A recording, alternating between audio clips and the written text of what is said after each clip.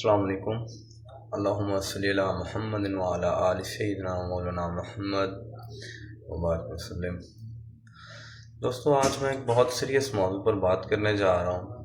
آپ دیکھ رہے ہیں گلشیر علی آفیشیل، اور آج کا ٹاپک ہمارا بہت سنجیدہ اور بہت ہی قابل غور ہے، کیونکہ آج ہم بات کرنے جا رہے ہیں اپنی جو ہم نماز پڑھتے ہیں، نماز کے بارے میں۔ نبی اکرم صلی اللہ علیہ وسلم آپ کا ارشاد ہے، الصلاۃ معراج المؤمنین، نماز مومن کی معراج ہے۔ تو میرا یہ سوال ہے، کیا ہمیں نماز میں وہ سکون، وہ اطمینان وہ میسر ہوتا ہے کہ جس کا ذکر کیا گیا کہ نماز جو ہے وہ مومن کی معراج ہے؟ نماز میں جو ہے وہ مومن کو قلبی سکون میسر ہوتا ہے۔ دراصل ہم اس خلوص اور اس عقیدے کے ساتھ نماز ادا ہی نہیں کرتے جو کہ اصل جو ہے وہ نماز کی روح ہے۔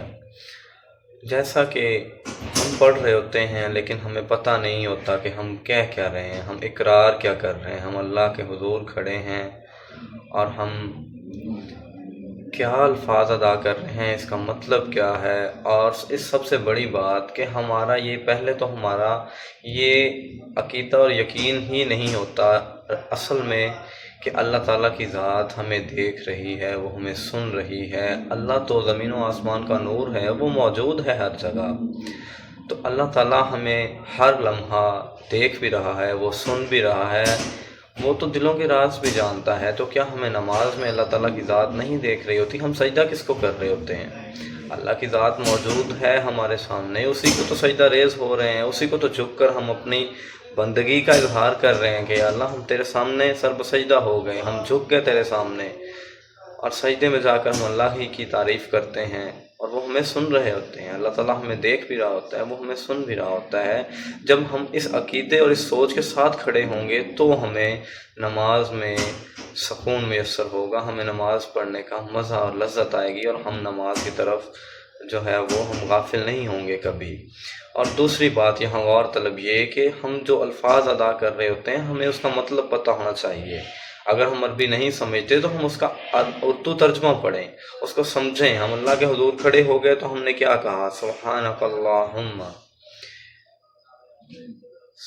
سبحانک اللہم، اے میرے پروردگار تو پاک ہے، وبحمدک، تمام تعریفیں تیرے لیے ہیں۔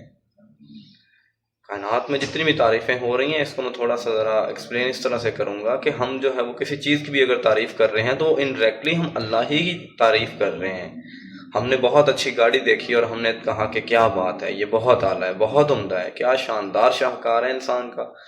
لیکن انسان کو اس قابل کس نے بنایا؟ وہ اللہ ہی کی ذات ہے۔ اس کا مطلب یہ ہے کہ ہم تعریف اللہ ہی کی کر رہے ہیں۔ تمام تعریفیں اس ذات کے لیے، اس پروردگار کے لیے۔ کائنات میں ہر تعریف کے الفاظ جو بولے جانے والے ہیں وہ اللہ ہی کی تعریفیں ہیں، اللہ ہی کے لیے ہیں۔ الحمدللہ رب العالمین، تمام تعریفیں اس اللہ کے لیے جو مالک ہے، جو رب ہے، پالنے والا ہے ان تمام جہانوں کا۔ یہی تو ہے نا اس کا ترجمہ، الحمدللہ، تمام تعریفیں اللہ کے لیے، رب العالمین جو رب ہے۔ تو جب ہم یہ عقیدہ اور یہ چیزیں اپنے مائنڈ میں لے کر کھڑے ہوں گے اور جب ہم ادا کر رہے ہوں گے، پھر نماز، دوسری بات کہ نماز بالکل سکون سے پڑھیں، اطمینان سے پڑھیں۔ نماز میں آپ جو ہے وہ کچھ لوگ جو ہے وہ مطلب کہ اتنی جلدی میں نماز پڑھتے ہیں، انہیں خود نہیں سمجھ آ رہی ہوتی کہ وہ کہہ رہے ہیں، کیا الفاظ ادا کر رہے ہیں۔ تو نماز انتہائی اطمینان اور سکون سے پڑھیں تاکہ آپ جو ہے وہ جو آپ اقرار کر رہے ہیں زبان سے وہ آپ کو سمجھ بھی آئے، آپ اس کو جو ہے وہ فیل کر رہے ہوں کہ میں کس الفاظ کے ساتھ اللہ ہی کی تعریف کر رہا ہوں۔ اللہ تعالیٰ ہمیں سمجھ عمل کی توفیق دے، آمین۔